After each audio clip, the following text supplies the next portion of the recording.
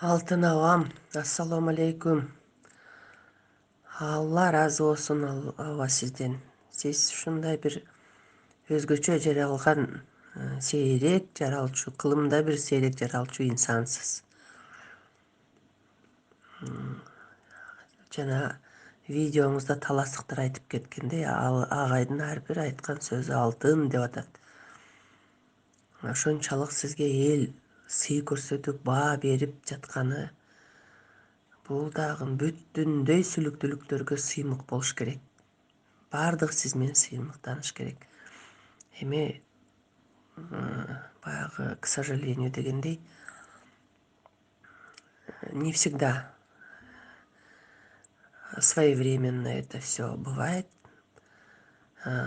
Тарыхта өзүбүз билебиз, даже классиктер жашап аткан учурунда признанный болбой, кийин признанный болушкан. Ошо сыңары баягы адам пендечилик да, бирөө ичкүйдүү болот, бирөө дагы бир эме. Бирөө жакшы сөзүн айткысы келет, бирөө ыраа көрбөйт дегендей. Ал пендечилик. Бирок сиз на самом деле ушул баягы ийне менен кудук казгандай кызмат кылып, билим алып, ошо билимиңизди элге таратып, тажрыйбаларды топтоп, билим казынасынын ээлерин тарбиялап жатканыңыз бул өзгөчө мактоого татыктуу, анан өсүп келаткан муундарга бул чоң пример. Өткөн сөздөрдү убагында таппай калам да кыргызча. Баары сизден тарбия алыш керек, үлгү алыш керек. Кандай адам жөнөкөйлүк сапатын сактап, элдин арасында жүрүп, эмгектенип, ушундай жетишкендиктерге жетише алат дегендин үлгүсү сизсиз.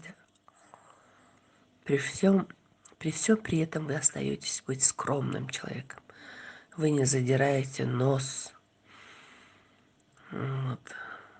Ушунчалык бир пахыр адамсыз да. Биздин тил менен айтканда. Кудай бир жараткан инсансыз. Ошо сизди төрөгөн апаңызга хочется сказать чоң таасим деп, рахмат деп. К сожалению, ее нету, все равно ей благодарность, потому что она вас родила, она вас воспитала. С молоком матери. Энелер мектеби деп ошон үчүн айтасыз. Все воспитание дается с молоком матери.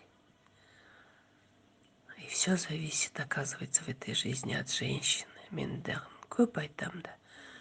Каерде эмне сөз болсо, я всегда говорю: Аллахым аялга берсин акылды.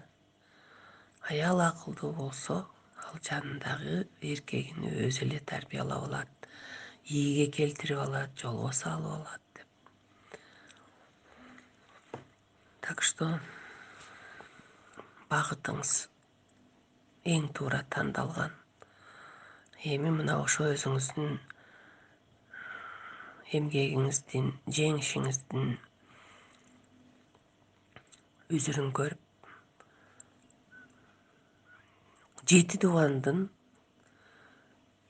инсаны болуп, ошолордун кайда барбаңыз сый урматын көрүп, төрүндө жүрүп, жанагындай чепкен калпактары менен, сонун сүрөттөрү менен, алтындай сөздөрү менен сизди алкап турганы аягына чейин, өмүрүңүздүн аягына чейин насип кылган болсун.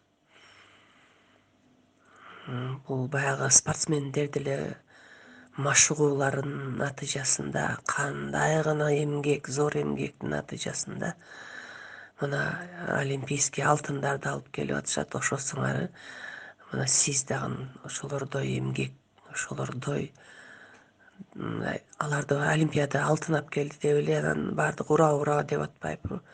А булар көпчүлүк түшүнбөйт да. Ошондой эле эмгекти сиз жасап атасыз. Это все равно, что ошондой алтын медалды жеңип келип атасыз. Болот. Дагы да болот. Сиз тарыхка из калтырып атасыз. Тарыхта, биздин Кыргызстандын тарыхында, педагогиканын тарыхында жалгыз сиз ушундай эмгегиңиз менен, Кудай буйрса,